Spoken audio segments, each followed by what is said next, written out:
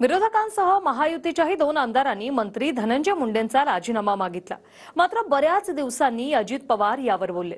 बेडच्या प्रकरणाची तिहेरी चौकशी सुरू आहे, आरोप करणाऱ्यांनी पुरावे द्यावे असं अजित पवार म्हणाले। म्हणजेच तुर्तास मुंडेंचा राजीनामा घेतला जाणार नाही।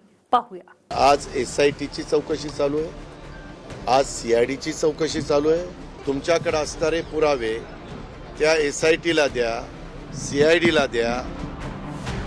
पुरावा आणि चौकशी अहवाल आल्याशिवाय मंत्री धनंजय मुंडेंचा राजीनामा घेणार नाही हे अजित पवारांनी स्पष्ट केलं। ज्या खंडणीच्या वादातून सरपंच संतोष देशमुखांची हत्या झाली त्याचा मास्टरमाइंड वाल्मिक कराडच असून तो मंत्री धनंजय मुंडेंचा निकटवर्ती आहे। त्यामुळे निष्पक्ष चौकशीसाठी मुंडेंच्या राजीनाम्याची मागणी होती। पण मुख्यमंत्र्यांशी बोलणं झालं असून कितीही वरिष्ठ पातळीवरचा व्यक्ती असो, दोषी आढळल्यास गय करणार नाही असं अजित पवार म्हणाले।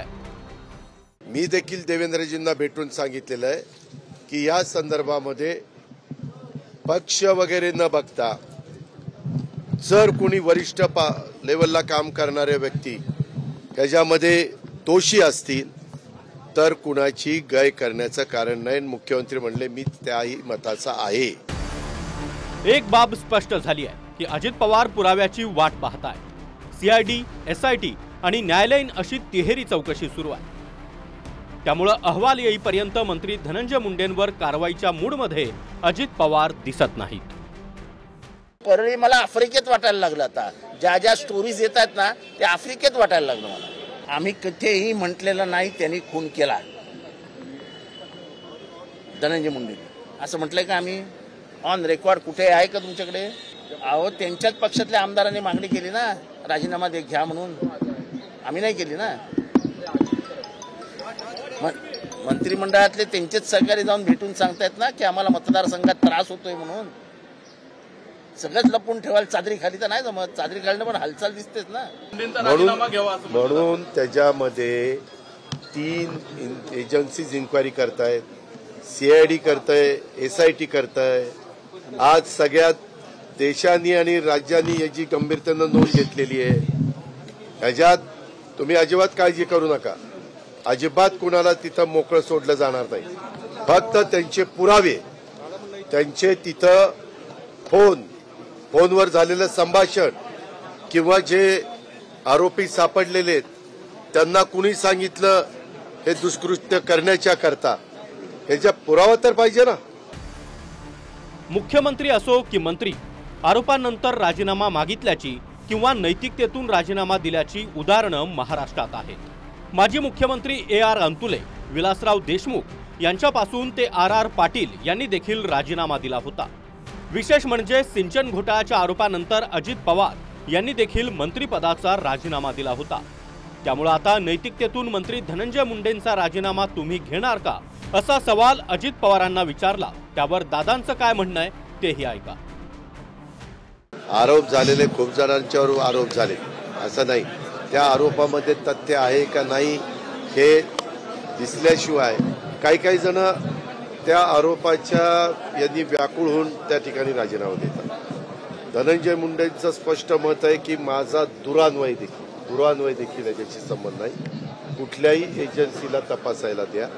आता 3 एजन्सी तपासतायत, अजून कुठली एजन्सी त्या ठिकाणी लावा आणि त्यांनाही तपासायला सांगा। असं ज्यावेळेस ती व्यक्ती ठामपणे सांगते त्यावेळेस काम करत असताना पुन्हा दोषी नसणाऱ्यावर पण अन्याय होता कामा नये। आणि मी पुन्हा सांगतो, जर कोणी दोषी असेल, त्याच्यात अजित पवार दोषी असेल तरी त्याच्यावर कारवाई होईल। दुसरीकडे वाल्मिक कराडवरून 2 घटना समोर आल्या। मनी लॉन्ड्रिंग प्रकरणामध्ये वाल्मिक कराडला ईडीनं 2022 मध्येच नोटीस पाठवली। मात्र त्यानंतर वाल्मिक कराडवर कारवाई का झाली नाही असा सवाल खासदार सुप्रिया सुळेंनी विचारला। तर दुसरीकडे खंडणीसह 14 गुन्हे आधीच दाखल असताना परळीतील लाडकी बहिणी योजनेच्या समितीचा अध्यक्ष वाल्मिक कराडलाच केलं गेलं आणि त्यासाठी मंत्री धनंजय मुंडे यांनीच कराडच्या नावाची शिफारस केल्याचं समोर आलंय। परळी तालुक्याचे अध्यक्ष आजही वाल्मिक कराड आहेत। आता ही योजना आली कुठल्या महिन्यात? ही लोकसभेनंतर आली। लोकसभेच्या आधीच हा एक्स्टॉर्शनचा गुन्हा होता। ज्या माणसावर एक्स्टॉर्शनचा गुन्हा आहे त्याला तुम्ही महिलांच्या या लाडली बहीण योजनेचा अध्यक्ष करता, जे किती असंवेदनशील. It's just shocking. या कागदावर असं लिहिलेलं आहे, तारीख आहे 14/3/2022 साली वाल्मिक कराडांच्या नावाने हा कागद आहे. Finance ministry, government of India हा कागद आहे, त्याची ही नोटीस आहे. ही तुम्ही पाहिलेली असावीच मला वाटतं. हा झाला पहिला मुद्दा. हा PMLAचा आहे. एक्स्टॉर्शन त्याच्यात येतं आणि आज वाल्मिक कराड हे एक्स्टॉर्शन मध्ये आज आहेत. वाल्मिक कराड जर एक्स्टॉर्शन अंडर त्यांची अरेस्ट झालेली आहे तर ED आणि PMLA हे का लावले गेले नाहीत? Very simple it is.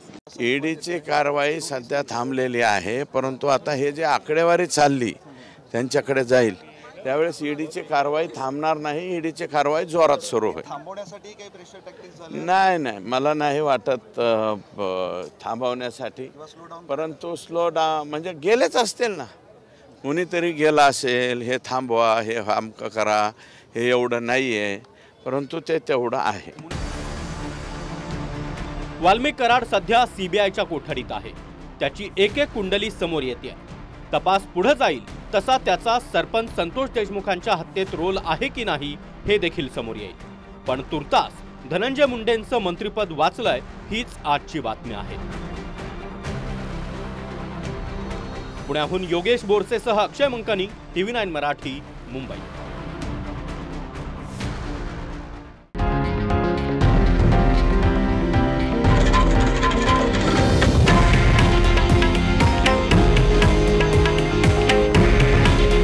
हे आहे देशातील नंबर 1 न्यूज नेटवर्क आणि आपण पाहत आहात TV9 मराठी. काळजी तुमची, हित महाराष्ट्राचं.